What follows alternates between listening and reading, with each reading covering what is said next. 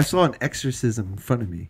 In front of you? Yeah. Like, what happened at, was it Rolling Loud? Yeah, Rolling Loud. Because like the following day when the security wasn't there, we caught him on the back street. How do you feel about this current state of podcasting? I think podcasting is Patreon. What do you do on Patreon? I feel like you're a little bit misunderstood. 1,000%. Tell me the perception, what you thought, and where's the misunderstanding? I mean, a pastor gonna look at some butt too if they walk past them. So it's just like just being some butt is crazy. Like, you feel me? Like, because you're like a smaller platform and you're talking about these celebrities and making fun of them and stuff like that. It's cool right now because you're small and you're able to throw rocks at the throne, right? But if you were a big ass podcast and everybody knew you and you're talking the same way you're talking.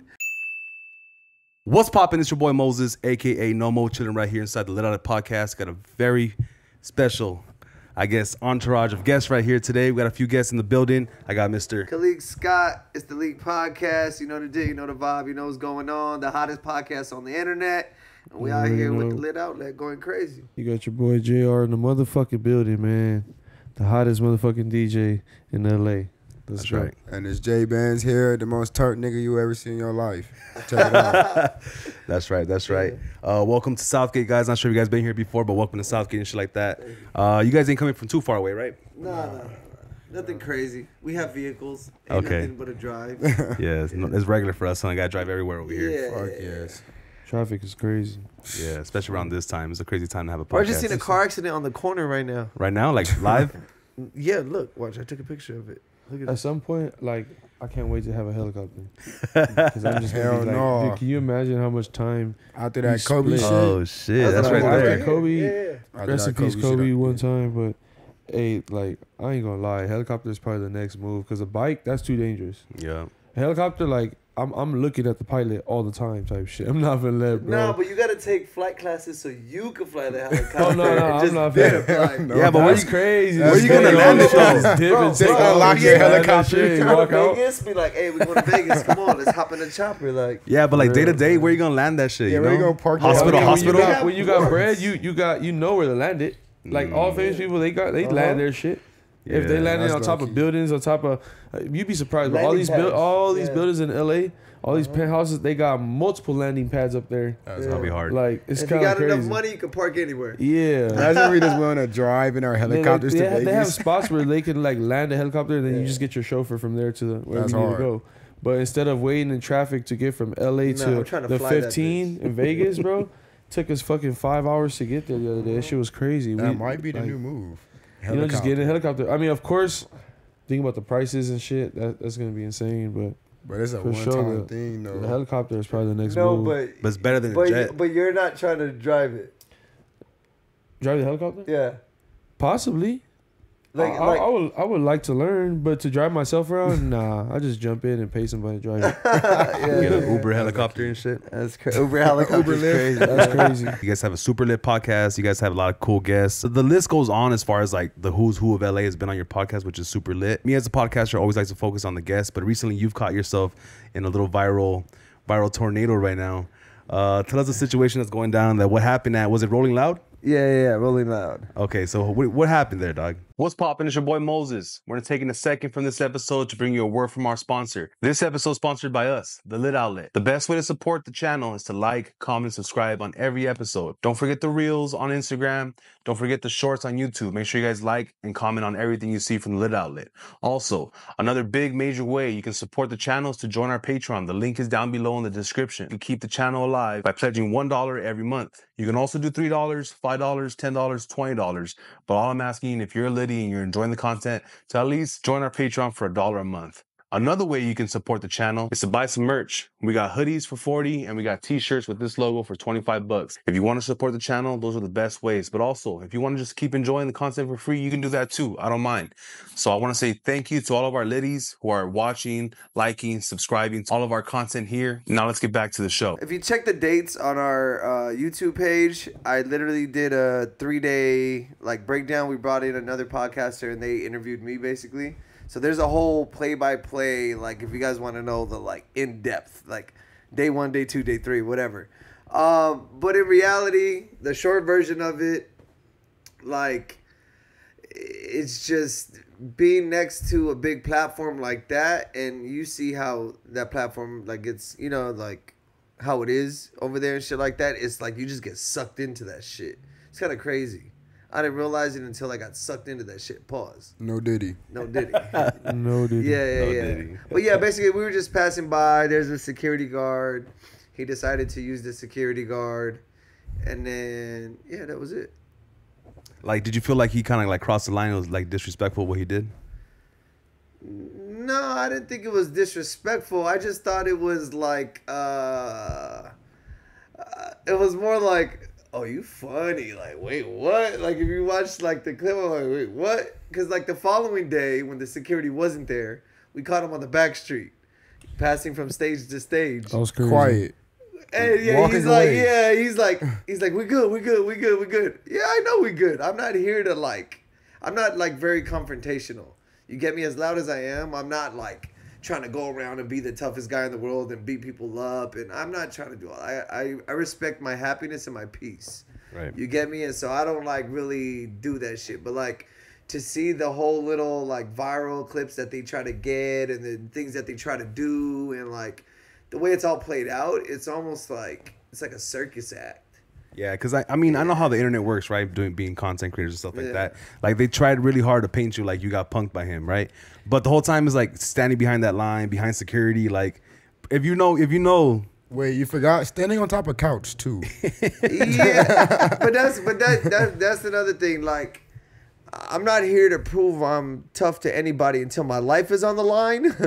You get me? Like, then it's different. Like, you feel me? If somebody's just here barking, I'm not here trying to like. You let people bark. You feel me? Like, until shit get different, it get different. But like, that's not what type of time I'm on. You feel me? Because like, people, I know how to escalate things. I know how to ignore things. I know how to move on from things. And so it's just a different type of hit, bro. Like, that's just dumb as fuck for me to try to be online to like fight this man on a couch. You feel me? First things first, like, he's getting pushed off that thing. You feel me? Like, first things first.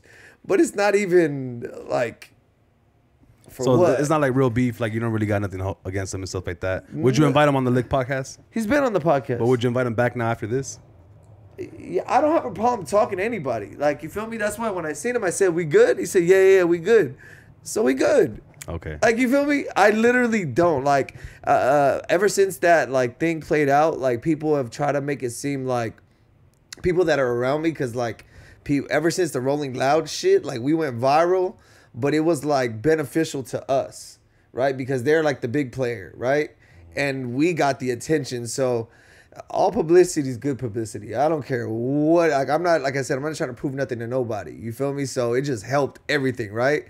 And to understand like these people, like these new people that are coming around us because of that shit, like, they're like, you're ops. Like, bro, I don't got ops, bro. Like, you feel me? I don't operate like that. Like, I literally go to sleep peaceful. Like, I meditate before I go to bed. I don't just knock out. You feel me? Like, yeah, that part. Yeah. What about you guys? What are some of the favorite like guests you guys had on the podcast? Who's the most fun to be around with? The season finale we had my boy Rucci in there. I fuck with Rucci heavy. You know what I'm saying? We go back about 5-6 years. He's actually one of the big artists now that took me on like my first actual tour. Like, I was on tours, but it was like in and out a little bit. It wasn't like the whole stretch, 15 shows. You know what I'm saying? Rucci took me in back to back actually, and he grew. You know what I'm saying, from there on up. So like when he came to the podcast, it was a big kind of like how do I say it? Like achievement for me. Because I fuck with him from years ago, but for him to show up on my like calling, you know what I'm saying? It was a full circle moment, and then it was like a season finale. So I chose him specifically, like out of everybody, to think like this may be the right play, you know what I'm saying? And dude, if you, you know what I'm saying? If I didn't make the best decision, then I don't know who did. Go look at all the views on YouTube, because that show's insane. That episode now, I still get DMs and people coming up to us like. It went crazy. Everybody bro. that comes on that couch, everybody comes on that couch references that episode. Everybody. Rucci episode. Which was crazy, Yeah. And before that, you know, shout out to my boy Bobs too. ASM Bobster. We had him there a week before, so it was like a perfect little wave because when he came again, he's more of the turned up artist right now. He had 2 of the viralest songs last summer, and you know he came with a wave of people also. Then the following week was the season finale, so it was like everybody came times 3. Like it worked out perfect. But that was for sure probably one of the biggest moments of the podcast. That's dope. What about you? For me, I want to say my biggest moment is the underground show when I first met Liq. Cause then that's when I realized, like, damn, this nigga like actually got some shit going on. Yeah. You feel me? Cause then ever since then, like, it's been up and stuck. And then obviously, like what he said too, is like the AMC Bowster one. Cause honestly, I feel like we was doing Motion Mondays. That was like the first like lit like first viral show we ever like had. Then obviously Rucci right afterwards. So you feel me? So, but to me, all of them viral. Yeah. So you feel me? We up. For me, favorite episodes for me was the day where they were making phone calls for you when I popped my muscle. Oh yeah, I was asking you about that.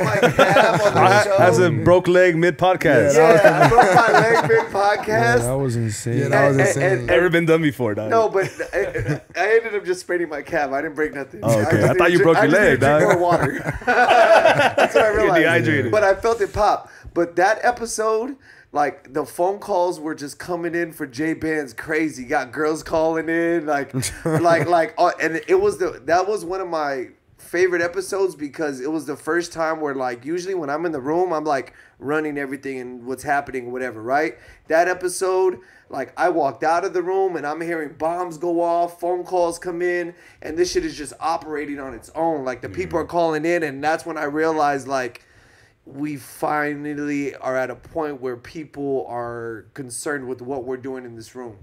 You feel me? Like it was an energy that was just self-spinning. And for me, that's like bigger than any other artist that stepped in that room. You feel me? Because like it's cool to have big artists and shit like that, but I'm more interested in switching the narrative about what we're doing.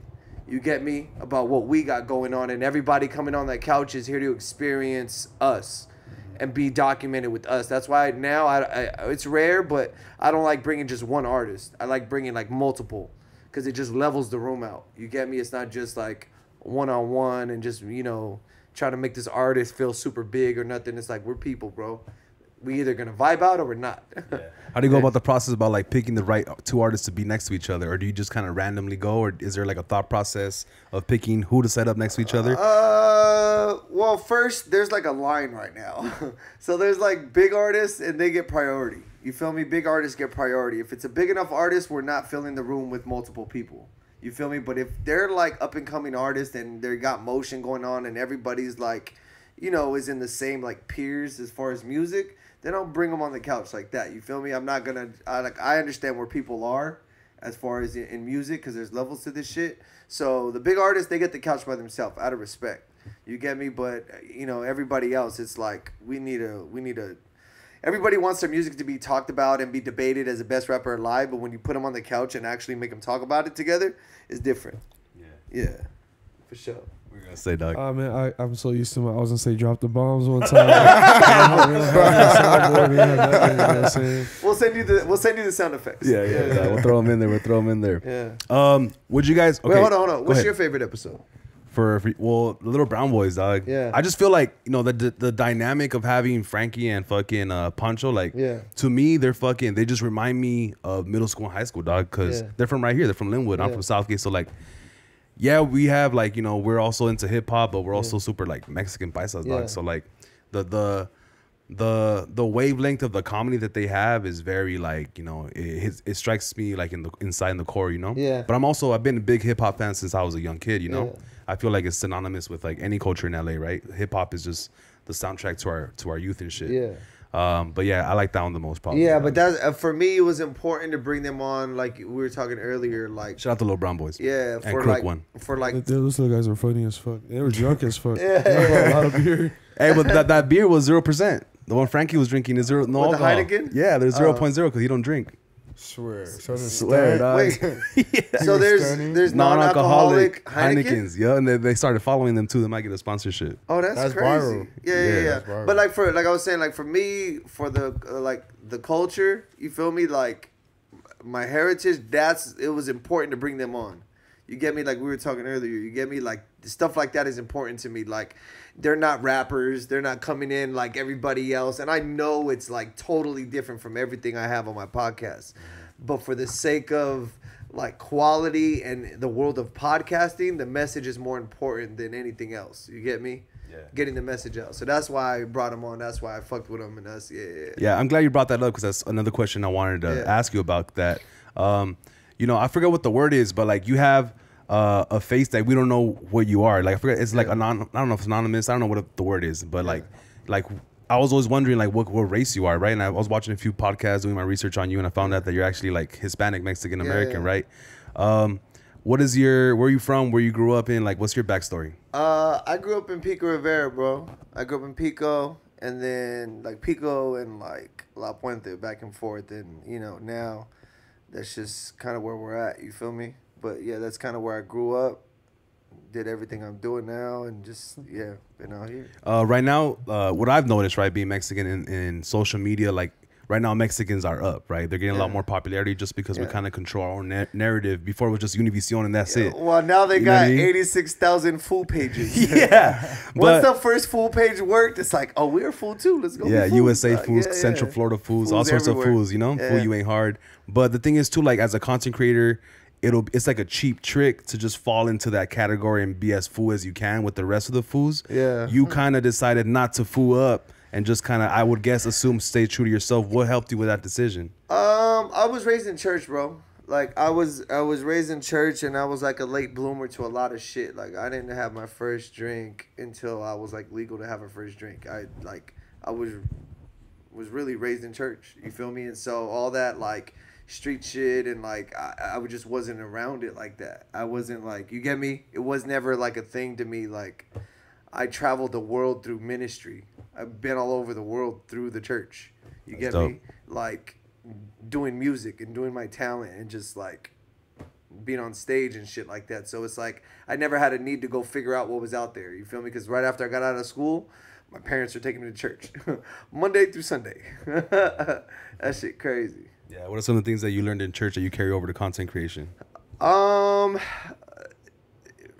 In reality, because I was raised in church, I was really deeply involved in ministry. And if you understand, you go to church and shit like that? I used to when I was small, not no more. But you know what ministry is? Like spreading the gospel and stuff like that? Nah, ministry is like, there's like operations. So inside of a church, there's like the youth ministry, there's the worship ministry, there's like the usher ministry, there's like the green room ministry. You feel me? It's like running departments, like different like businesses. Little departments, but they call them ministries, right? And so like within this ministry, right, like there's one leader with like a worship leader, and then he runs the worship ministry. And then in the Bible study, there's like one main leader, and then he runs all the Bible studies and all that stuff, whatever.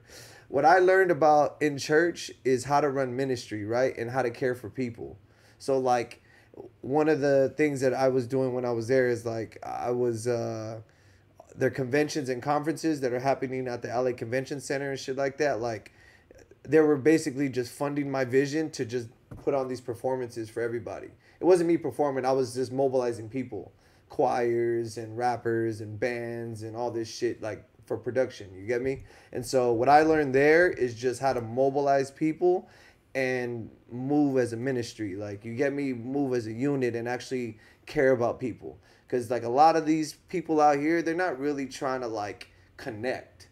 They're just trying to build content. If I can get a viral clip out of you, then I'm good. All right, next. Yeah, you get me? Success. And then I'm out. Yeah. And then I'm out. We're gone. Right? But my thing is, it's like, with these guys right here, bro, they came on board, and we've been in that room for a year straight, twice a week, and we have to fuck with each other. We have to. You get me? There's like, it was all surface until the party stopped. And then we had to realize like, okay, I actually fuck with you. Okay, we're cool. You feel me? We had to go out a few times and like go through things together to realize, okay, they actually got my back.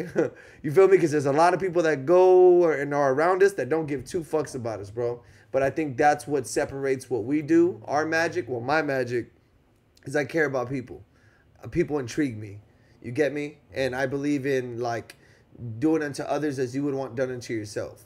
You get me? I believe in that. You get me? And so like, yeah. That's just that all that church stuff I brought in over to what I build here with what I'm building now. Yeah. That's dope. What about you guys? You guys were in church too, or? Yeah, I grew up. I was like, what do you say that when you get baptized, like as a Catholic, as a young age? Catechism. Yeah, I went through all that. Yeah. Did my first communion, all that, and then I was going through like a different situation in my life. Then I became like a Christian. You know what I'm saying? I got baptized as a Christian. Dang, switch sides, dog. It is what it is, man. It's kind of just like, but I mean, yeah, I pray every day. I wake up every time I go to sleep type shit. My relationship with God is pretty strong. I wouldn't be here without him for real. Mm-hmm. So it's like, yeah, I relate all that. I mean, I don't talk about it too much, but it is involving my life. And I don't think I need to talk about it too much because it's kind of just like what guides me.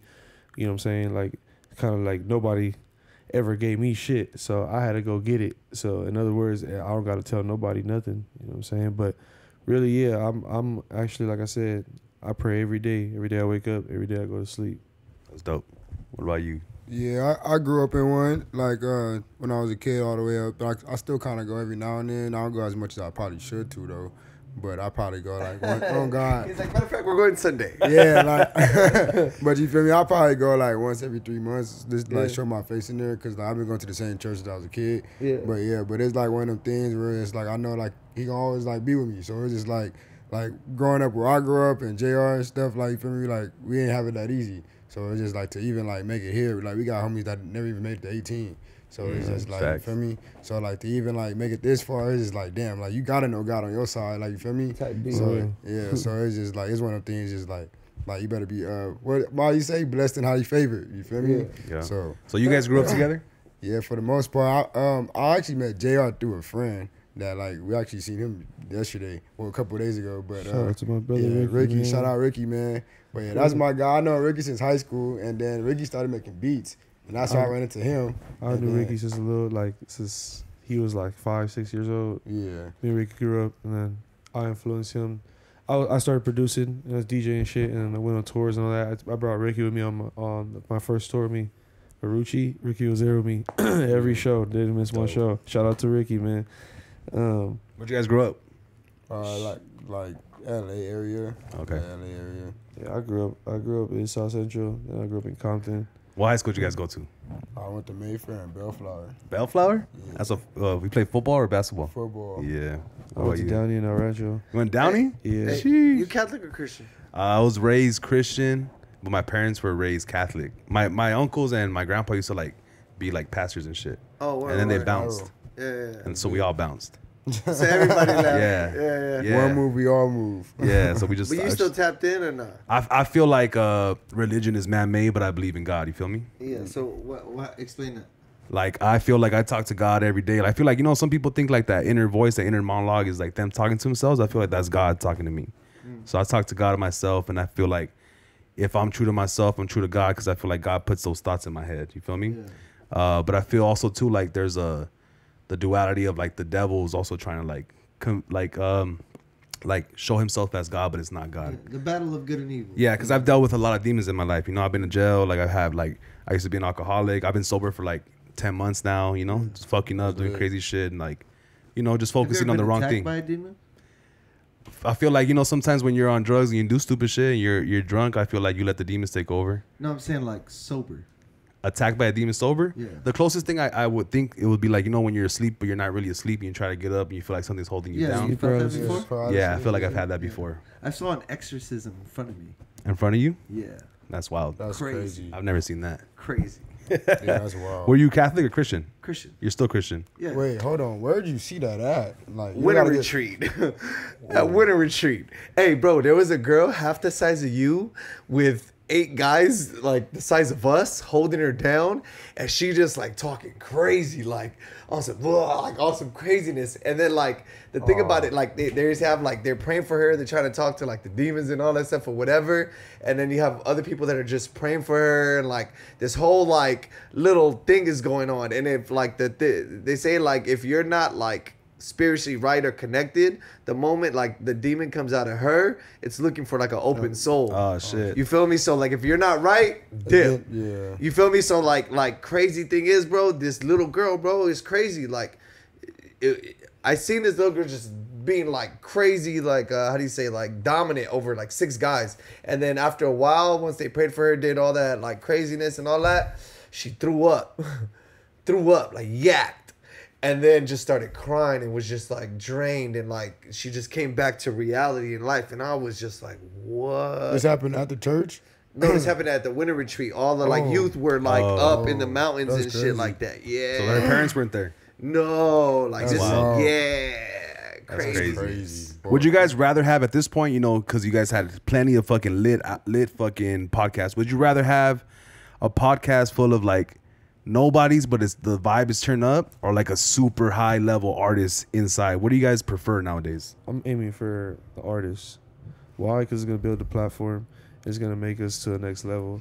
We have a lot of people that are not, I don't say nobody, but up and coming, and I mean they help. They contribute a lot. Don't get me wrong. We actually discover a lot of beautiful talent, and you know what I'm saying, Broke a lot of records. Broke a lot of records and stuff like that. But in the position we're aiming for, I think we already ignited the flame. So like the flame's already rolling. At this point, it's like the next big thing. You know what I'm saying? If YG was to come in the room, we can't look back no more. We have to elevate that. You know what I'm saying? no looking We've back. had, Sorry, homie. And we've had like big artists, 24 Hours. Yeah. We've had RJ. Hit Boy's dad there, big hit. We've had like I said, Rucci from the jump, and then from his growth, we had Desto Dub. You know, we've had A-Tron yesterday. We've had a lot of impactful people in the music culture. Joe Moses also. And we had Savi there. Yeah, we had Savi third. Like we said, we had a lot of big artists in the LA culture for sure. Walk through those doors. So it's like at this point now we gotta aim for Raw Wave. We need to aim for Lil Boosie. Yeah. We need to aim for Glorilla, like girl. You know what I'm saying? Megan, like those people. Yeah, if we could get a whole T Grizzly. That we almost got that in motion, you know what I'm saying? Something like to that extent, that's taking us to the next level for sure. Me, I mean, I'm always the turn up guy. Y'all know me, but like, but me personally, like knowing their knowing their shoes is just like I would rather knowing the bigger artists, only because like one, I was putting like him in a bigger predicament to be the next DJ for whoever, but if it's Rod Wave, Little Baby, Rod Wave, and then it's just like for him on the like the podcast side, it's just like. That's another clip that he need, like, you feel me? So it's just like as far as like pushing them, I'm all for that to getting the bigger artists, because it's just like seeing them win, it's like I feel like I'm winning too. Yeah. So it's just like I'd rather get the bigger artists knowing that like they can get something out of it, like not like letting on myself, but just like, you feel me, everybody can eat off of it. Well, you like to have fun too, huh? Oh yeah, but I feel like with certain big artists, like I feel like with the room, it make everybody be themselves. So, like, you gonna know, like, what artist is really just, like, the vibe is them and which one is not. So, it's just, like, some artists you might not know, it might be turned up, and it's just, like, that's just the vibe they bring. So, like, you really just never know. Yeah. For me, it's like I don't know, ecosystem, or there's some type of, like, there's levels to the shit. So, like, the A artist, right now where we're at, it's not really feasible for that to happen twice a week for 8 years straight, because there's like not enough A-list artists out there, right? So every once in a while, like the big artists come in and do all that, but the B's, the C's, and all that, they're just as important as the big artists, because they help us carry the show on. You feel me? All those little bass hits and getting on bass with these smaller artists, it's helping us just keep it going. So when these bigger artists' schedules open up, boom, we get to go crazy. For me right now, I'm trying to sell exclusivity. Before, where there's a lot of access to us, right? And artists will come in, and I was doing a lot of groundwork, going to these parties with a microphone, interviewing people, doing things that nobody was doing at the time. And like artist came on the couch and said, yeah, when I seen you, you were just everywhere and you were bubbly. Everybody, because you're just fucking with everybody. And there's a season for everything. And where I'm at today, it's like, I kind of just gotta not fuck with everybody right now. We gotta protect our circle and our peace and just sell exclusivity. You feel me? Because it's access, right? Everybody wants what they can't have. And now that everybody knows we got what they want, you can't have it. Yesterday's price is not today's price. Yes, type shit. I wasn't really expecting that answer as far as like you guys all growing up in church and being, you know, still still believing in God heavy and stuff like that. But the question to me is going to be like, how do you guys, you know, feel about having hella ass and titties all over the podcast but still being men of God? You feel me? Yeah. What's poppin'? It's your boy Moses. We're taking a second from this episode to bring you a word from our sponsor. This episode is sponsored by us, the Liq Outlet. The best way to support the channel is to like, comment, subscribe on every episode. Don't forget the reels on Instagram. Don't forget the shorts on YouTube. Make sure you guys like and comment on everything you see from the Liq Outlet. Also, another big major way you can support the channel is to join our Patreon. The link is down below in the description. You keep the channel alive by pledging $1 every month. You can also do $3, $5, $10, $20. But all I'm asking, if you're a Liddy and you're enjoying the content, to at least join our Patreon for $1 a month. Another way you can support the channel is to buy some merch. We got hoodies for $40 and we got t-shirts with this logo for $25. If you want to support the channel, those are the best ways. But also, if you want to just keep enjoying the content for free, you can do that too. I don't mind. So I want to say thank you to all of our Liddies who are watching, liking, subscribing to all of our content here. Now let's get back to the show. I mean, a pastor gonna look at some butt too if they walk past them. So it's just like just being some butt is crazy. Like, you know what I mean? Like, not ass. The pastor said some butt. Like ass, titties. That's like, a very church way to say it. Yeah. Some butt. Like, you feel me? Like, it's crazy. Like, you feel me? So it's just like, it's one of the things where it's like, I ain't gonna lie, just being the guy. If you take all that to the side, like, it's just, we gonna look. Like, so it's just like, why not add it on and have fun with it? Like, you feel me? It's like, we not crossing the lines. We not forcing them to do none of this stuff. There's just, why not?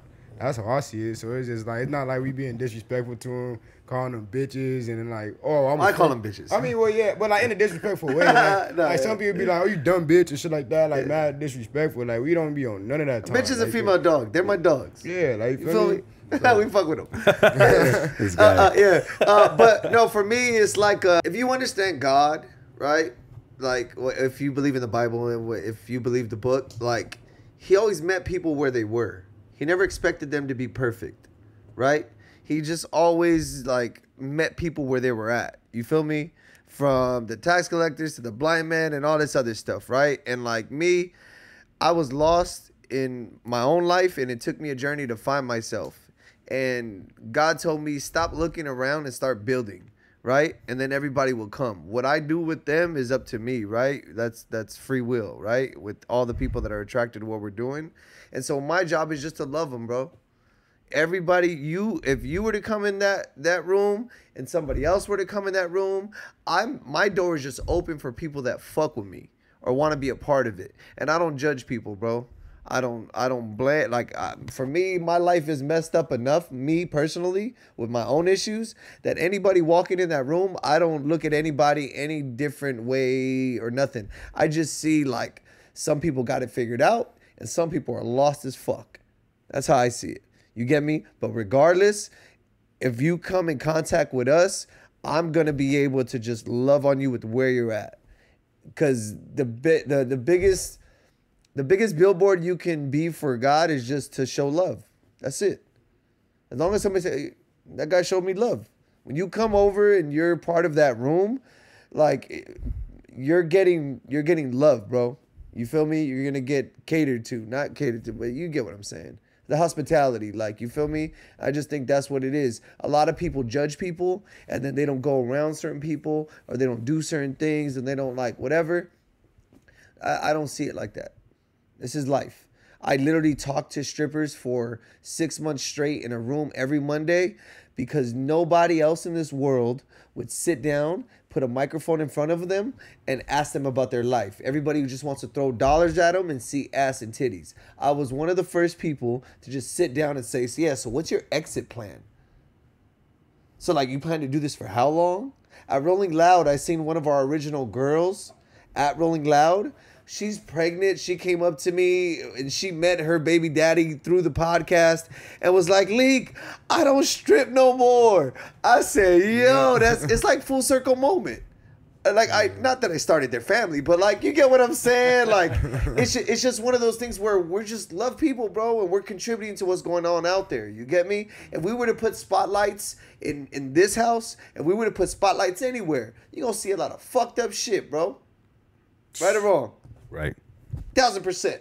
Right? When you're by yourself and everybody has their own little set of dirt and closet shit or whatever, but I don't judge people. Me, like, you feel me? I love people. You get me? And I'm gonna be here as long as you need me. And if you don't need me, I'll see you later. Good luck in your journey.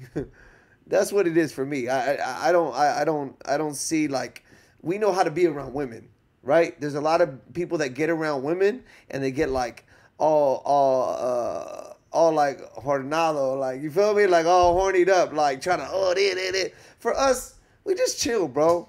And I think that's honestly why I rock with these dudes a lot, is because before like before one of us is gonna just like jump on a female, we gonna just look at the bitch weird first and figure it out. You feel me? There's a lot of guys that just lead with their dick. And that's not what we do over here. And that's the difference between being in the room and knowing how to be around women and just be cool with them, bro. They're cool women. We had Shay, shout out the Shay Room. She like came through yesterday. She brought me, they did a 20v1, brought me on part of her platform. She came out and brought a room full of chocolate women, bro. Good energy. Turned up. They had a good time. Shook ass. And then they went home and had an amazing time. You get me? That's all it is. It's nothing like, yeah, we're not doing anything crazy. You feel me? That's just the reality we live in today. That's the world we live in today. If you see MTV back in the day and all this shit, this is spring bling on at my crib. What about you, Jayare? Shit, man. To be honest, I done seen a lot of crazy shit in my life. Like I said, I have to pray. Like, it's to ass and titties is nothing to what I've seen with my eyes and what I experienced. So it's kind of like, it's just a job, you know what I'm saying? Not like that, but at the end of the day, like, it's a job, and I'm on a mission, and like I have a milestone. So it's kind of like I don't even let that shit bother me. Like he said, I mean, out of everybody in the room, I'm probably the biggest dick to everybody there, and every female that walks through that door. Yeah. Fact, and it's nothing against the females. It's just kind of like, and I'm not trying to be rude. It's just kind of like I don't entertain a lot. Yeah, I just protect my peace, and I don't entertain a lot of shit. I have a daughter, so really, like, that right there is just my main focus. You know what I'm saying? So all the girls and all the extra shit, I already look past that. You know what I'm saying? I'm almost 30 years old, so I did that when I was 18, 17 type shit. But yeah, I mean, when it comes to, like I said, God and the podcast, like I said, I pray every day, every time I make it home. Every time I leave home, you know what I'm saying, I'm praying. So my goal being in this culture is, with the whole objective of the podcast is to be able to shift culture, right? And like that's what we plan to do on a large scale, right? Shift it where? In what direction? In a positive direction, right? That's how do I say this? I'm learning how to watch my words right now. Yeah. Just say it. Well, you're going to edit it anyways. Yeah. You don't want me to say nothing too crazy. But, like, there's a lot of fuck shit out there. You feel me? With the way content is and the way people put content out, right? For me, we plan to shift culture to where, like, we don't have to put on a gimmick to be popping. There's a lot of people that put on a costume to go out there and be this, like, character on the internet. And us, the beauty of it is we get to be ourselves. You feel me? But in order to shift culture, you have to be in it, right? And for us, that's what the culture brings in the room, right? Some episodes, there's no girls in there. It's just us. Right? Some episodes, it's full of women. It's just what happens. Yeah, but unfortunately, it feels like the ones with the women are the ones that stand out, right? And it's probably not meant to be that. It's candy. It's advertisement. You get me? And that's why we did the whole shit. It's just advertisement. But now that we're here, thank you for your attention. Let's talk. And that's how you shift culture. I like your answer, bro, because I feel like, you know, obviously, like growing up, right? My name is Moses, right? Or Moises, which is Spanish for Moses, right? So I grew up kind of biblical the first maybe 9 or 10 years of my life. And in the Bible, like Jesus was in the ghetto the whole time. He grew up ghettos while the prostitutes, while the gangsters, while the people like jacking shit, got treated like shit. Like, and it's one of those things like, that's what made him Jesus, right? He didn't Yep. grow up in a palace somewhere with God. Yep. Like, he was down here being grimy with everybody, Yep. but still kept the G, right? Yep. And my thing is this, like, it says, though I walk through the valley of the shadow of death. That means it's not like pretty. You get me? Like, I will fear no man but God, straight up. And me going through this journey in life, as long as I don't lose myself and I stay grounded, I could be next to a pimp, prostitute, and murderer. Me. You get me? Whether we're having a good time or bad time, I'm able to do that because this world is fucked up, bro. This world is fucked up all the way around. Like, this world is just messed up. And any imprint that I'm able to have, like, I'm going to go be the light in a dark place. Me. You get me? You'll never see me doing, like, any, like, foul shit behind the scenes to, like, do people dirty and, like, just, like, you feel me? I'm not trying to set people up. I'm not out here on that type of time. We're really just in the culture. And the more popular we get and the more, like, you know what I mean? The more eyes we get, then we're just going to tell people what we like and what we don't like. And that's how we're going to shift culture, right? Because it's like our opinion matters now because we have a microphone. So the more we get to have a say-so, we become tastemakers. You get me? And that's how we're trying to shift culture in a positive way. That's dope. I fuck with it. What is your most memorable or like the first time you guys felt like, you know, we're going viral, like this is going up? My first memory was like low-key the Little E episode when they had me humping the floor. I ain't gonna lie. No Diddy. Yeah, no Diddy. They had me. Or like, well, not, You guys forced them? You guys forced them to do it? You just said we don't force nobody to do nothing. Or like, I know what I meant. Like, you feel me? But it was just like, not like, they didn't force me to do it. Let me say that. When I was humping the floor, dancing and stuff, like turning up, only cause like from that day, it's like, that's when I realized like, shit, like we could be myself and then still have fun, go up and then like connect with people. So I feel like that day was like, that's when like I really felt like this shit gonna be viral. What did your people say about that? I ain't gonna lie, I did that shit in front of a lot of females, so that shit was going up. Okay. Like, you feel me? So, Okay. Yeah, like, who cares what they say? who cares? So like, you feel me? What about for you?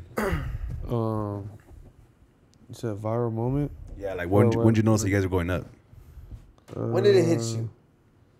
Like, oh shit, this is, Maybe I'm involved in something that's... Maybe you got a bunch of DMs, maybe a bunch of shares. People start hitting you up. I saw you on the podcast. Was that you or something like that? Hey, shit. Back to the finale.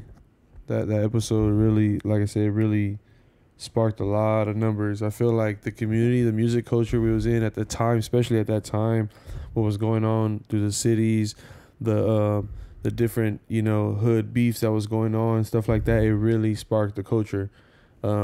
Like I said, the other probably the most known podcast around here is No Jumper, and the next thing is the Liq Podcast, and that's, you can ask anybody out here in LA. So I feel like that episode really, it made statements in a lot of different forms. You know what I'm saying? Not only a milestone for the podcast, numbers wise, podcasting. it changed everything. Like, everybody, once they seen that, everyone started, there was other podcasts start bringing strippers in, phone calls, people start phone calling. DJs. The DJing part, dude, that DJ, I've never seen other than, to be honest, I think probably Whack 100's podcast, which was started a long time ago. He had a little DJ shit, but it was nothing compared. They sat at a fucking table and politic, like if they're sitting like at a big ass food table or something like that. You know what I'm saying? It was nothing like the environment as in like coming through this door.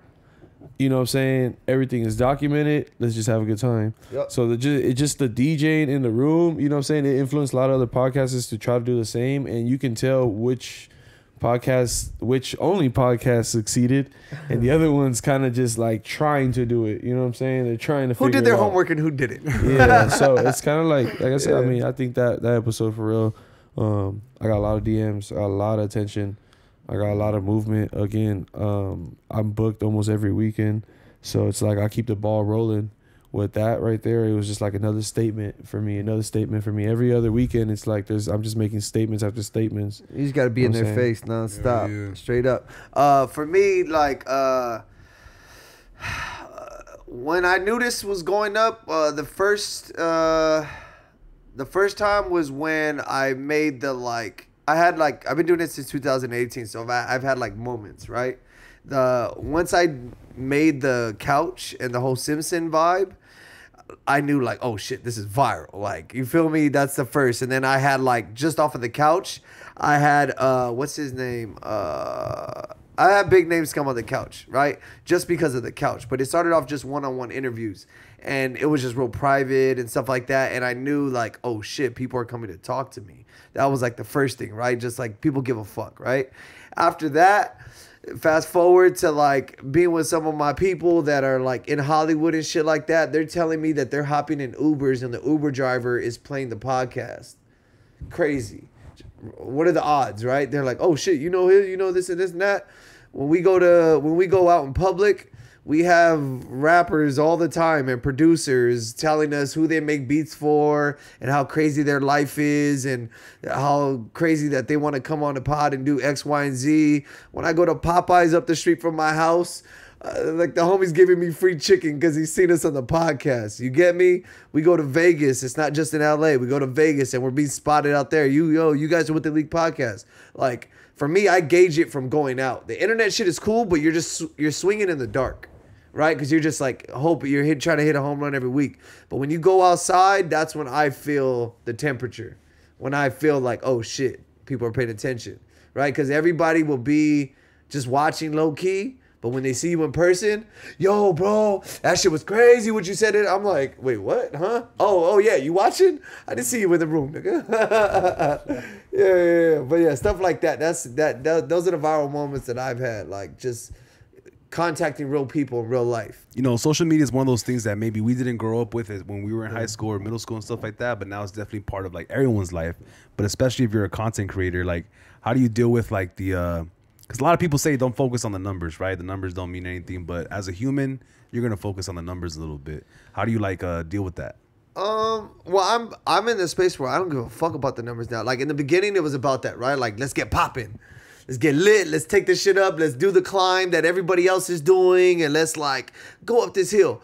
And then I realized, bro, when I got high enough that there's levels to this shit, like you want attention until you get it. And then you realize that the attention that you get, you just become a fucking target. So it's like, oh shit, let me rethink what kind of attention I want, right? And understanding the bigger you get, the reason like the algorithm works is because 25% of your people got love for you, and the 75 are just hate comments arguing about you and talking shit about you and all this other shit. So I've disconnected from like that part of it. You get me?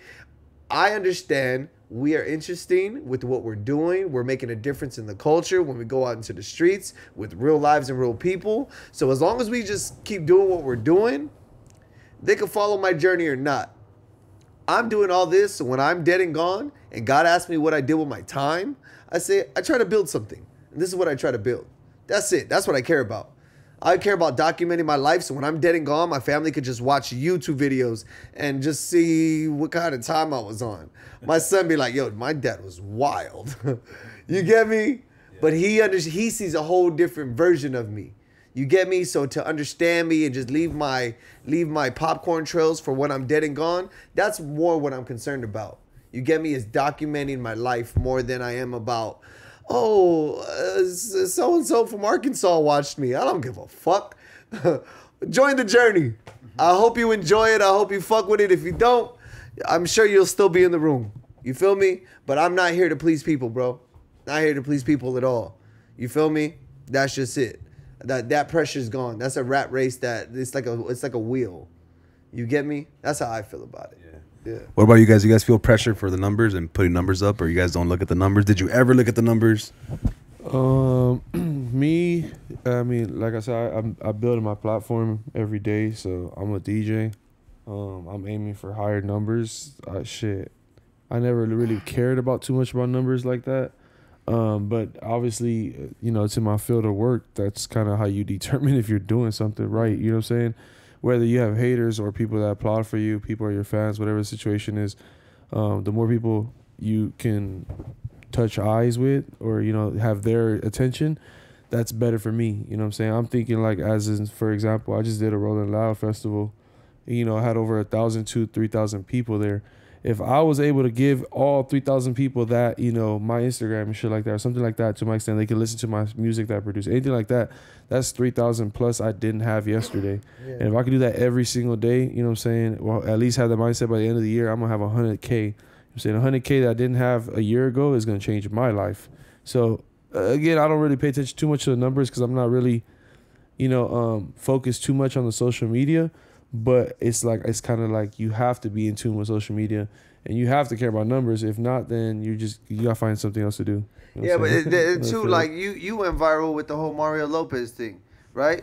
And it was your biggest clip, but that clip came with like threats and shit like that. Facts. You get me? So it's like, yeah, you can live that life and just keep getting that dopamine hit. We're like, oh, I went viral, so let me just like try to talk shit about another celebrity and talk shit about another celebrity because I need to watch that needle. Like, just drop 3 times a day and just put good into the world, bro. You feel me? Yeah. I don't want to do no fuck shit to get to the top. That's one thing. We're going to get to the top, but I'm going to take the stairs, not the elevator. Because I ain't going to do no fuck shit to get it. Me. Yeah, that was like an accident type shit. Like, we didn't really plan for that shit to happen, and then I've had a separate clip go viral before that, and we were talking about, it was Justin Bieber. How did it happen on accident? It's like, we didn't mean for it to go that crazy. Oh, yeah. I really feel that way. I feel like mariscos, like seafood, is like for people who are hungover. Yeah, but that's what I'm saying. It's not that you expected it to go that crazy, but it's not up to you. It's up to them. Right. But like my point is this, that's a celebrity gossip thing, right? Yeah. And then we had another clip go viral when we were talking about Selena Gomez versus Justin Bieber's wife. Mm-hmm. That happened maybe a year before that too. So there's a huge space between 2 viral clips. Yeah. And I could have like, you know what? This gossip shit is going crazy. Let's keep going this TMZ route. Yeah. But I decided not to because that's not really my vibe. Yeah. Unless I give a fuck about it. If it's somebody I care about, you know, like someone that I'm a fan of, you know. So but you guys do that here still, or you guys don't do stuff like that? Like talk about celebrities? We talk about we make fun of things that we think are funny, dog. On the Brown Militia, on like the Liq podcast like this, I interview fools that I want to know more about. You feel me? That's like the interview style. Yeah. Brown Militia is we pick out whatever viral topic it is and we make fun of it. Let me ask you this though, like, because you're like a smaller platform and you're talking about these celebrities and making fun of them and stuff like that, like, it's cool right now because you're small and you're able to throw rocks at the throne, right? But if you were a big ass podcast and everybody knew you and you're talking the same way you're talking, you're gonna get a different type of energy, right? There's like, bro, the internet thugs are in my shit right now. Like, you feel me? Like, No Jumper really has like a cult following. A cult following. Yeah. And so like them on my head, I see a lot of shit, but I don't like, I just gotta tune out. You get me? Yeah. My thing is this: you're doing it. If I wouldn't do it small, I'm not gonna do it big. Yeah. And what I mean by that is like if I would be that big and I wouldn't say, if I would move differently if I was a bigger artist, then I'm not gonna do it when I'm small because it's coming. I feel you. Right? To me, dog, to me it's one of those things where like I'm a really big fan of like comedy and comedians. Yeah. You feel me? And that's why I invite the Brown Militia, I only invite comedians. You gotta be a real comic to be on that show. Yeah. You gotta do live shows, you gotta have stand up, right? Yeah. And I'm such a huge fan of it, dog, that I'm not a comedian, but I like to lend my platform out to the comedians, right? Yeah. And to me, it's like, if I think it's funny, dog, I'm gonna say it. You know what I mean? And whatever comes with it. I'm not trying to like call people out and be all rough and rowdy and like aggressive and stuff like that. But you know, it's one of those things. Like, it is what it is. You know, if you're a celebrity, if you're in the limelight, if you decide to push the red button, be in front of that camera, make money off people, off for entertainment, then I feel like you're free game. Yeah. You feel me? Like, anybody that's in front of a camera can be made fun of. If you want to be private, stay private. If you come outside, be ready to be outside. You feel me? Like, that's the way I see it. But I'm not over here trying to like make fun of people and then catch them slipping and, hey, what's up, I'm gonna beat you up type shit. But if that's the time they're on, that's the time they're on. Everyone has their own choice. You feel me? Yeah. That's the way I feel about it. If you're outside, you're outside. I feel it. That's it. It's just simple like that. You know, that's just the way I was raised. You know. Yeah. That's it. But shout out to Mario Lopez, dog. That's funny. Shout out Mario Lopez. Are you guys like, okay, well, I just saw a clip. You guys went to Vegas and someone's like, aren't you from the Liq Podcast? Crazy. Is that starting to become more of a common thing for you guys? Yes. All right, how does that feel though? Like, is it a little bit like kind of like intruding your privacy? It kind of makes you feel a little weird. What if you're with the fam and shit? You know, like, does it feel a little weird? Shit, I guess it does feel a little weird. I'm a person that I don't like nobody walking up on me. So yeah, I've had situations people walk up on me. It was gonna get ugly for them real fast, and that's just because of how I stand. I'm not really like, you know what I'm saying. I protect my circle of people. I'm looking at all angles of me. Safety first. And if I'm not looking behind me, somebody is looking behind me, type shit. So. And that's why I'm here. It's been a couple. You don't want to see me behind him. Yeah, it could have been a couple situations where that walking up shit is not cool, especially nowadays in age. You know, a lot of people, they get robbed. A lot of people like you mistake their kindness because you allow somebody to walk up on you, type shit. So I feel like that is kind of like, again, being outside and being in a platform where you're growing. That's something that everybody's chasing. Yeah, I want to be. You know, I want everyone to come up to me. I want people to do this. But at the same time, it's like people don't understand until something happens to your safety or something goes left and you don't know how to react to it. Yeah. You know what I'm saying? I'm a person that comes from nothing, so I'm already thinking the worst before it even happens, type shit. Yeah. So I don't need nobody kind of like, you know what I'm saying? But at the same time, if you want to come up, ask question, I guess there's a type of way to do that. Yeah, well that's gonna be my follow-up question. Like, what is the proper way to come up and ask you for like a picture or something? I mean, of course, come like from the front angle, not from behind or fucking tapping shoulders or like behind the ears or something. Like, I had somebody come up to me one day talking about take your glasses off. Damn. And he came from the side of me like, bro, almost, you know what I'm saying? Like, you don't walk up to me talking about take my glasses off. And so shit like that, it was like, and I feel bad for him too, because he got, you know, my security took care of him when he walked up on me like that. But it was just like a situation where. But he was a fan? No, well, shit, I don't know, what was he? I guess he thought he knew you. He thought he knew me. He was trying to figure it out if that was it. Like, and he tried to ask me some weird questions. Yeah, nah, like, bro. Take off your don't come up to me. Nah, like bro. And so like situations like that is kind of just like, yeah, I rather prefer to stay away from people or be more. And don't use weed to connect with us. I hate that. I understand weed's a community drug, but I don't know how many people have asked me to hit my blunt. There's more people out there that know us than we know them, right? Thanks. So any room we go in, like the majority, not the majority, but like it just breaks down. There's more people that know us than we know that are in the room because of what we do. We're on twice a week with artists, and so we're putting out content. So we don't never know who we're in the room with sometimes. You get me? And so for us, we just got to be on P's and Q's, bro. You feel me? Safety first. I need my space now. Before, it was like I was with everybody, and now it's just exclusive now. It's time to level up. You get me? It's time to just separate from the crowd. There's a time for everything. And for us right now, it's just separation time. You get me? It's time to elevate, go to the next level, and just bring up the people that we know are just willing to like be a part of what's going on and be a part of it effectively. You get me? Fact. That's what it is. What about you? They tell you, hey, aren't you the guy that was humping the floor that one time? What's poppin'? It's your boy Moses. We're taking a second from this episode to bring you a word from our sponsor. This episode is sponsored by us, the Liq Outlet. The best way to support the channel is to like, comment, subscribe on every episode. Don't forget the reels on Instagram. Don't forget the shorts on YouTube. Make sure you guys like and comment on everything you see from the Liq Outlet. Also, another big major way you can support the channel is to join our Patreon. The link is down below in the description. You can keep the channel alive by pledging $1 every month. You can also do $3, $5, $10, $20. But all I'm asking, if you're a Liddy and you're enjoying the content, to at least join our Patreon for $1 a month. Another way you can support the channel is to buy some merch. We got hoodies for $40 and we got t-shirts with this logo for $25. If you want to support the channel, those are the best ways. But also, if you want to just keep enjoying the content for free, you can do that too. I don't mind. So I want to say thank you to all of our Liddies who are watching, liking, subscribing to all of our content here. Now let's get back to the show. Yeah, well, they just know me for being the nigga with Jayare, cause you feel me? Backpack bands. Yeah, straight up. Yeah, the nigga with the backpack with my shirt off. You feel me? That's what I'm known for. But usually, like, I'm the nigga that be with him 24/7. It is like, cause me, like, I don't really like being like the social media shit and shit like that.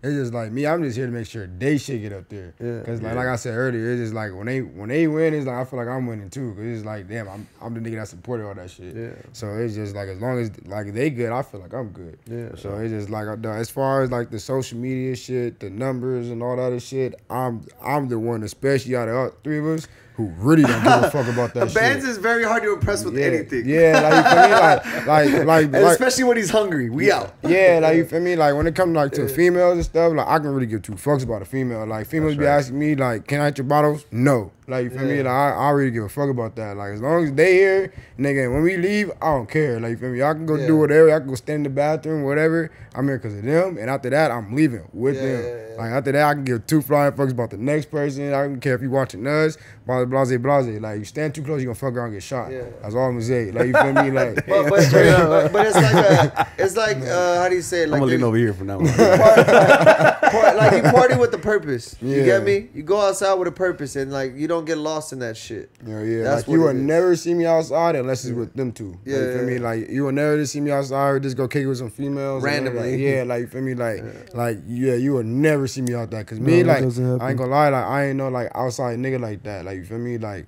you feel me? So it's just like when they go to work, like when he gotta go to DJ or when he gotta go, like, you feel me, do his hosting, I damn near feel like I gotta go to work with them niggas. Like, you feel me? That's cause it's just like, cause one, like, I would never let them niggas go anywhere by ourselves only cause I know the type of level they on.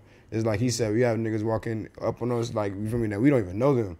So it's just like, I would never in their life let them go by themselves. And it's just like, on top of that, you want to walk in the room with somebody, you know, like, you got your little motivation, like, nah, don't do that. Or like, yeah, do that shit. Like, you feel me? Like, you good. Like, you feel me? Because sometimes, like, when he Jayare, he be like, damn, like, if like the crowd not fuck up, yeah, they are, bro. Like, just keep doing your shit. Next thing the crowd changes. So it's like, sometimes I know, like, having that extra, like, little push, that extra little push gonna make an inference. Like, you feel me? All right, dog. So growing up, you know, like, I was one of the biggest fans of The Simpsons, dog. So obviously with the set being the couch in the living room, you know, the logo being kind of, you know, Simpson thing. Tell me the infatuation with The Simpsons. I don't think I'm any more infatuated more than anybody else. Like, I grew up watching The Simpsons too. But for me, like I said, like, I'm an artist. You get me? Like, I really cook, bro. From, like, I just believe in myself a lot. And just, I believe in art, right? And so I just know before anybody even listens to what we have to say, they're already invested into what we have to say because it's visually appealing.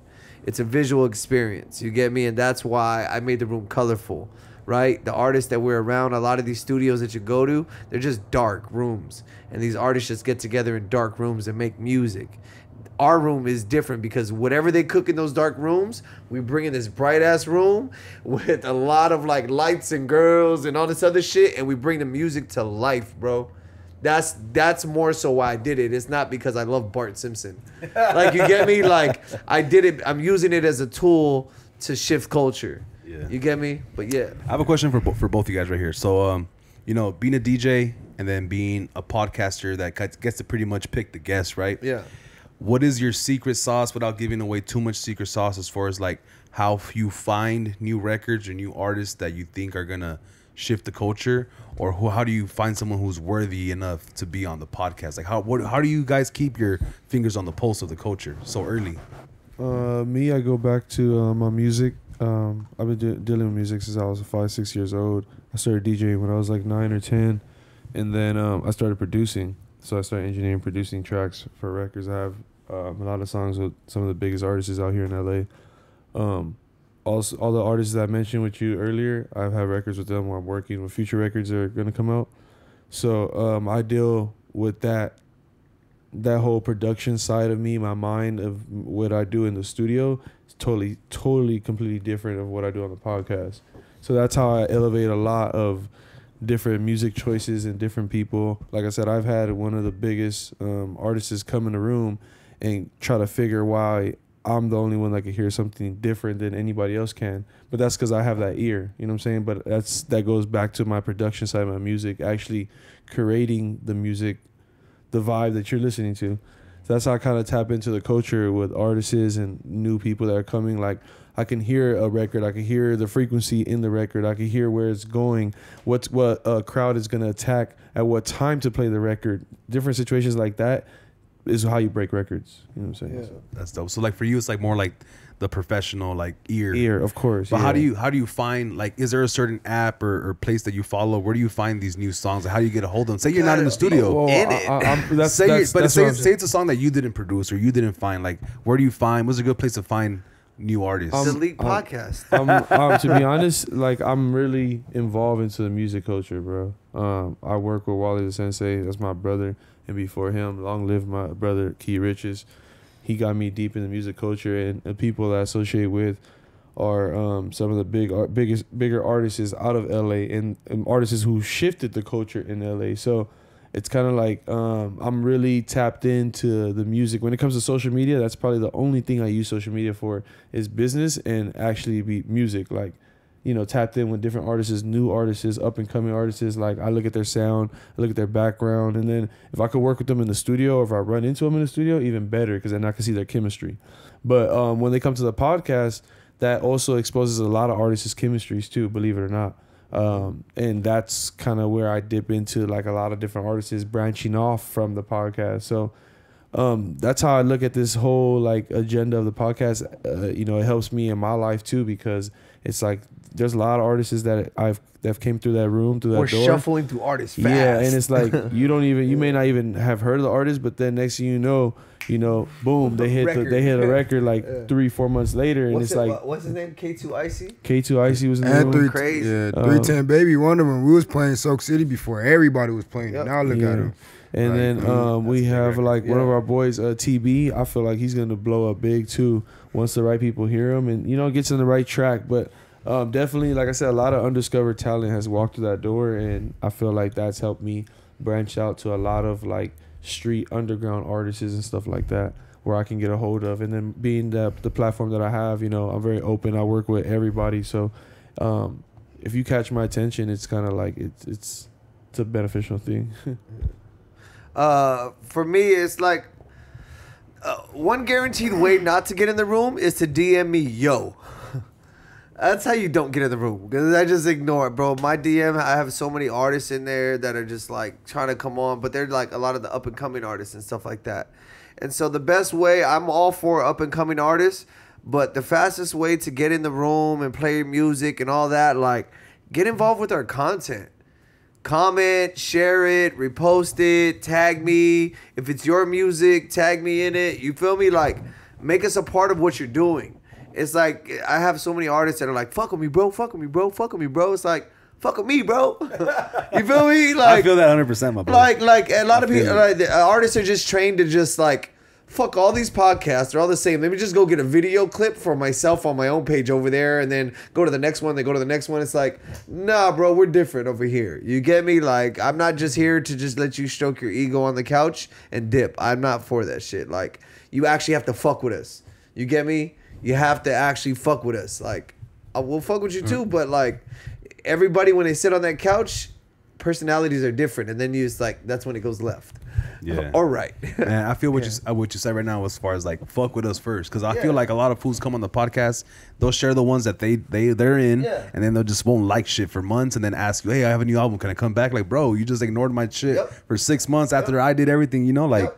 It's like it feels a little bit unfair, like just to kind of use you. But that's why I stopped caring about what the internet thinks. Is because I know if you're not satisfied with your own journey in doing this, then it's just like you're going down the wrong path. You just have to be like, I would do this every day of my life if nobody was watching, just to document me. Just to document and leave the craziest archive when I'm dead and gone. Like, you feel me? A crazy capsule. Like, yeah, bro. That's the only way to get in the room is to fuck with us. That's it. Fuck with it. Yeah. Speaking of archives, like, I feel like it's a little bit of a catch-22, especially as being an independent creator, right? Yeah. All of my media, all of my videos, all of my audio is on somebody else's platform that can easily be taken down, deleted if I don't follow the rules, right? Yeah. But in the way that you're saying, as far as like leaving an archive for people to see, if for some reason Meta shuts down, Instagram shuts down, or Twitter, whatever it is, do you feel like are you thinking about like saving every episode, putting it somewhere, maybe creating your own app or something like that, where you guarantee that it will be archived forever? Every episode that it's not only like, as we're live streaming, so as soon as this shit is like done, it's out there on the internet. But every episode I have a recorded copy on my hard drive. Like, there's a vault with hard drives in it. I've had guys, shout out Earful, they're out in like Norwalk, and like they came around early, and it's a clothing brand that was sponsoring the podcast, and like they came around and just brought VHS cameras and like the amount of footage they have from like 2018 that nobody has seen when it was just like not what it is today. I have a whole documentary waiting right now. You get me? Shout out Roughneck TV. He's another one that he documents. He goes to the hoods and does documentation and all this stuff or whatever. He's coming on board with me. He's like, Liq, I want to follow you, bro, and help you get your message out there. Like, his views are buku, but we're connecting with the right people. You get me? And we're putting our stuff in the right hands in the right place. I'd rather put it in the right place than put it in a place with a lot of people that can fuck it up. You get me? Less is more. I really fuck, not to like, just because it's my platform, but I really fuck with this interview so far. I feel like I'm learning a different side from all three of you guys. That, because, you know, sometimes you have homies that I turned up in club with these fools. And then I feel like right now this is a little bit more intimate. I feel like you guys are shining through as different people, because I feel like you're a little bit misunderstood. 1,000%. Yeah, because right now I'm meeting you, right? Because all I go off is what I see on the internet, right? It's our first time meeting each other. But meeting you and asking you these questions, kind of getting your point of view. Tell me the perception, what you thought, and where's the misunderstanding? It's tough because I'm not misunderstanding you because I don't know you. I wouldn't judge you off your internet. But I'm saying the perception of what you know now. Like, just I feel like you're a lot more humble than you come off as. You know, and I feel like your IQ is a lot higher than you come off as, because whenever you see someone dressed or like that likes hip hop, automatically the culture, or like American culture, people be like, oh, these guys are just hoodlums and thugs. They don't know shit, right? They have no class, right? So like, but it's kind of like, I know that because I've met a bunch of fools from the street that are fucking gentlemen, you know, fucking high class people. But I feel like you're misunderstood, because I read the comments too. You feel me? Like, fools be talking shit. Hey, can I tell you this? What? This is what I understood. I had like a mental breakdown maybe like a couple months ago, whatever. Just being like overexhausted and just running my battery dry. And like, I just had time with God to reflect, recharge, and just do all that stuff or whatever. But like, I realized that I'm always going to be misunderstood. And the reason I'm going to be misunderstood is because in order to understand me, you have to give a fuck about me. And unfortunately, in this world we live in, nobody gives a fuck about nobody, brother. You get me? There's so many people out here that are willing to be, that are being misunderstood. But I'm okay with being misunderstood. For me, it's part of the cook-up, right? I'd rather you misunderstand me, so when you do figure it out, I'm already got deeper in than I need to be.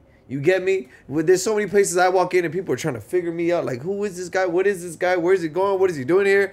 Oh, shit, that's him. You feel me? And by the time they recognize what's going on, we out. We gone. Like, you feel me? So the misunderstanding shit, I've already accepted that. You get me? I'm not here to be loved by people. I'm not like, I love God and my family. Dope. You feel me?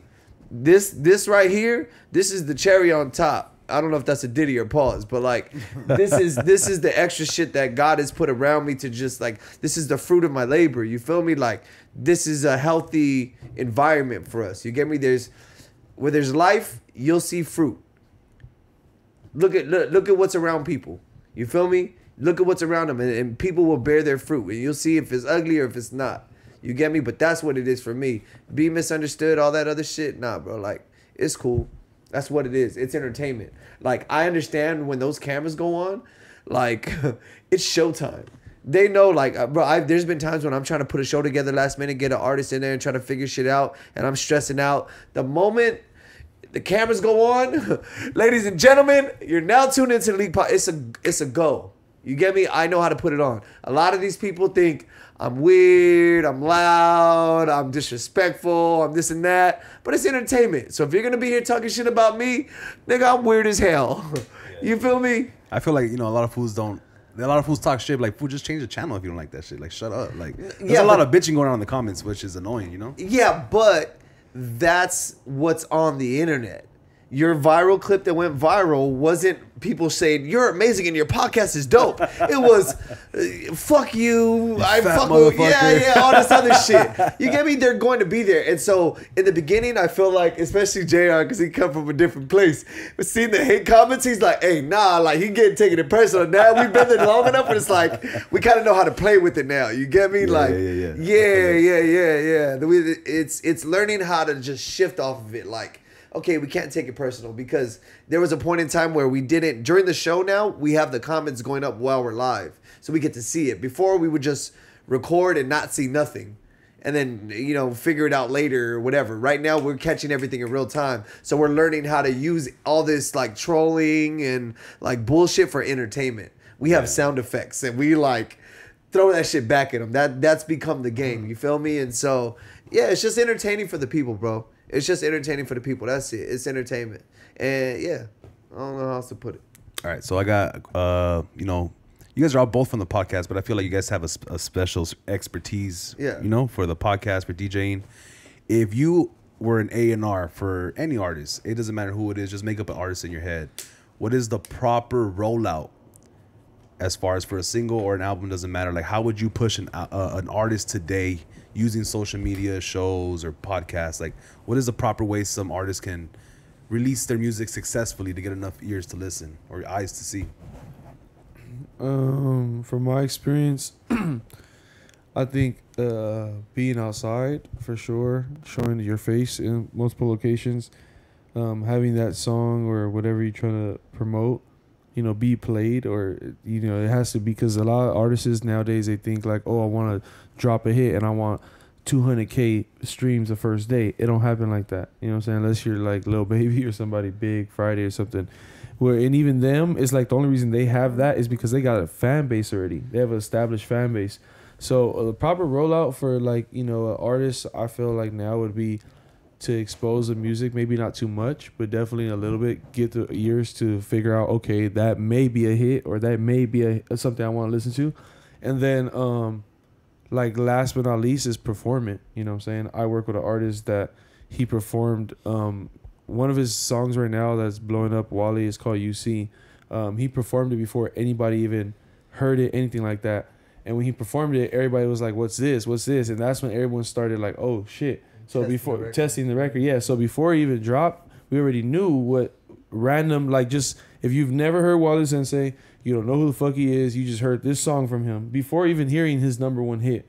Like, just hear this song and you fuck with him. Okay, so now we got your attention right there. So when it rolled out, it actually started doing tremendous, like crazy numbers. It's now like damn near one of the top 5-6 songs out of all his hits. So it's crazy. That's the newest song. So that just gets to show out, if you roll out a proper way, it just, you know, it just makes the numbers different. That's dope. Perform the song before it drops. That's a good one. Test the record, yeah. For me, I feel like you got to tell a story, right? Life is about storytelling. You got to be interesting.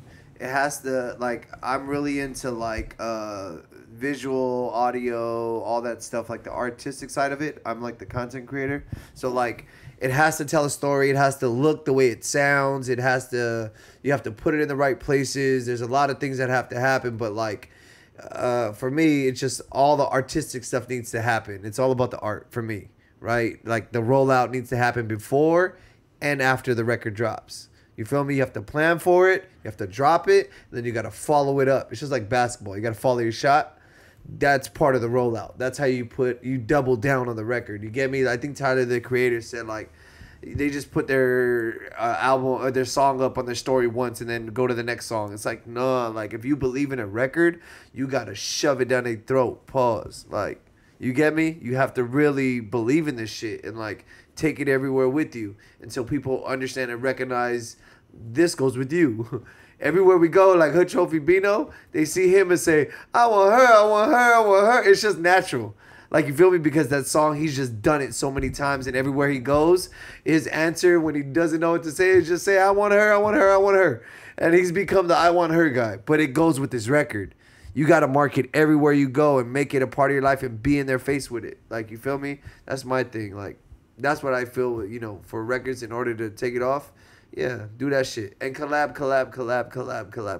It doesn't have to be like a hip hop podcast or just any podcast in general, any content creation, whether it's a show, YouTube, like who's really out here doing it correctly. Not who has the biggest numbers, but what are other podcasts that you guys fuck with, like to watch, and who's doing it big right now?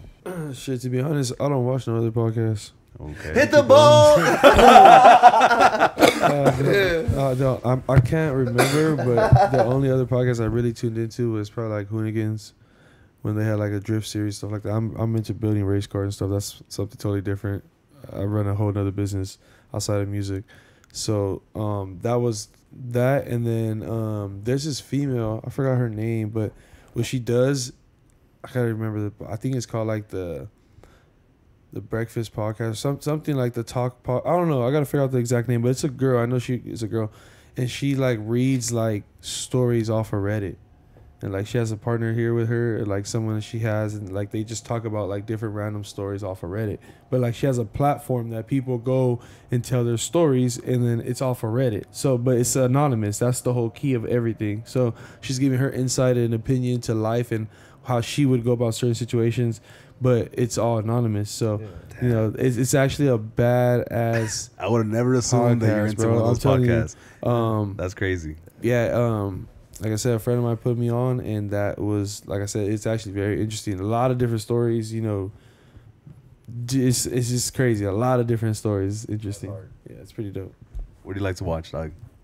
Yeah, like he said, I don't really like watch other podcasts like that. Like, you feel me? I don't got time for it like that, because like I work early in the morning to 12 and I'll be sleeping, and I got like my schedule is like super crazy. Like I'll be leaving the podcast going straight to work in the middle of the night, like parties and shit. But like other than that, like all my YouTube and shit is like car videos and shit, because like you said, like we really car heads, like you feel me? Like we'll see a fucking Mustang going down, like, oh yeah, that nigga got a camshaft in it or something. Like, just off the sound. Yeah, like like even the other day, like when I was at his crib waiting on him, I was like, oh yeah, that's Jayare. I heard his door close. Like I know the sound of his door. You hear the engine? Yeah, like you feel me? Like, and then next thing you know, 2 minutes later he walk in. Like you feel me? It's just like little stuff like that. Like the whole, like I really didn't like get into the whole podcasting world until I started like, you feel me, messing with Liq. Yeah. So it's just like now it's just like I watch like reruns of this. Other than that, it's like car videos, like you feel me, like little stupid shit. That's what's up. So you feel me? One of my favorite podcasts right now is Kill Tony. Ooh, that's a good one. Yeah, that's a my real good one. Yeah, so you like comedy too? Yeah, I think everybody likes comedy. But there's people who think shit's funny, and then people who like fuck with comedians. You feel me? Yeah, I got you. But yeah, the reason I like Kill Tony, like I feel like our show is like a spin-off of Kill Tony. It's just like an urban version of it. Hip hop version. Right. Yeah. Because like what I like about Kill Tony is that like he's just real off the cuff, and then he's just like it's speed interviews, right? It's speed interviews, but he's making jokes the whole time that they're interviewing and stuff like that. And so with all these people that come on our couch, I'm learning how to like speed interview and do the same shit. He has a band, I have a DJ. You get me? Like that's just Kill Tony is one of my like I watch just because he interacts with different walks of life and different people, and he has to be on his toes every time. That he's never met before. He just pulls names out of a bucket. Yeah, the bucket and shit like that. Yeah. So Kill Tony, I really studied that show. It's one of my like, I fuck with Kill Tony. Hold on. Now that I think about it, what's that podcast with the hot wings? Oh, Hot Ones. That one, now that I think about it, it's been some. I ain't watched it in a minute, but now that I'm thinking about it, I low key was watching. That's one of my favorite fucking shows. Because it's quick, he get to the point. You feel me? And it's just like it's not like a bunch of bullshit. Like, and what's crazy is that host has done it so many times. That's just regular. And he keeps doing it. And like it's crazy. His stomach is built different. And then like he won't drink water unless the other person drinks water. He follows them and shit. But yeah, I ain't gonna lie, that's probably the one I'll say I fuck with now that I think about it. Cool, man. I feel like I asked all my questions, as far as like meeting you guys for the first time. I really had a good time enjoying interviewing all three of you guys. So I appreciate you guys pulling up to the podcast. Thank you guys for pulling up. Let the people know where they can find you, what you guys got coming up next and shit like that. Shit, man, I go by Jayare, producer, DJ. You can find me on all platforms, Jayare on Instagram, Jayare1X. Shit, man, I'm booked every weekend. If you need a DJ, you need a wave control, or you need a MC, wave control's crazy. Wave control's crazy. I was like, I've never heard that before. Sorry. I do it all. Like I said, Yeah, I'm all platforms, Jay. You gotta add podcaster to your resume. Yeah, you do, dog. Yeah. You're a Yeah, podcaster. you're official podcaster. Type Facts. Type shit, type me. Go ahead, man. All right, well, I'm Jaybandz here. You feel me? You find me on Instagram, all platforms. JAAYBAANDZ. You feel me? And then like you can see, I know it's low. I need to change that shit. Oh God! But yeah, you'll catch me outside. Oh yeah, catch me outside with Jayare. You feel me? Turn up the crowd or him. You feel me? So hope to see y'all outside on the next one. And in Vegas, Zona, Wave Arizona. control. All that shit with the wave. Hell yeah, hard. with the wave, man. Wave control. Hey, it's Liq Scott. You can catch me at Liq Scott, KALIQ Scott, my personal page, or Liq Podcast. I'd rather you follow me there. LIQ Podcast. It's not Liq, it's leak. Leak like water, like drip like wet. I feel like that's a misconception we get a lot. So every chance I get, I just want to bring clarity. You feel me? It's Liq Podcast. Thank you guys for your time. I appreciate you like tapping in with us, bro. Like anybody that's willing to just sit and talk to us, bro, that has good energy and good vibes. You feel me? I'm here to be part of the podcast community. Yeah. Now, let's end with that question. How do you feel about this current state of podcasting? Maybe just in LA or just in general? I think it's cool. I think podcasting is really cool for people to go on this journey, right? To document, but like it's just. There's a way to do it correctly, and then there's a way to just like you don't give a fuck about people. For me, I care about people that understand conversation. That's why the little brown boys. That's why I brought them in, is because they know they don't need a crowd or they don't need artists. They can just sit in a room and be interesting. Two guys, and for that, conversation is a skill. I study people. I listen to what people say. It was hard for me before I started podcasting how to listen to people. Now it's like I've learned to like listen, and then if somebody doesn't know how to talk, I'll just talk over them. Yeah, you get me? I fuck with it. Yeah, All right, yeah. if you guys still watching, make sure you guys like, comment, subscribe. Give us 5 stars on Apple Podcasts. Make sure you leave a review on Spotify.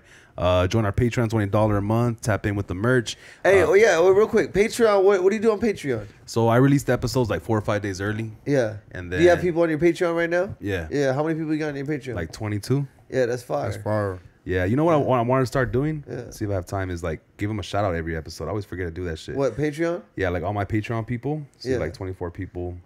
Let me see. There's somebody. Shout out to her name is, I think it's Liliana. She's our newest Patreon member. Yeah, Liliana Ceballos. Shout out to you. Antonio Lopez Jr., Ranting with Ramos, Mega Man 6890, Destiny, Sophia, Les, Steven, Ricardo, Reyes. Shout out to you guys, Lorena, all you guys that joined our Patreon recently. Shout out to you guys. Straight up. Thanks for reminding me, dog. That's what I've been yeah. wanting to do lately. But yeah, if you're still watching this shit, thank you for watching. Like I always say, pull up, turn up, stay lit. Let's get it. Bow.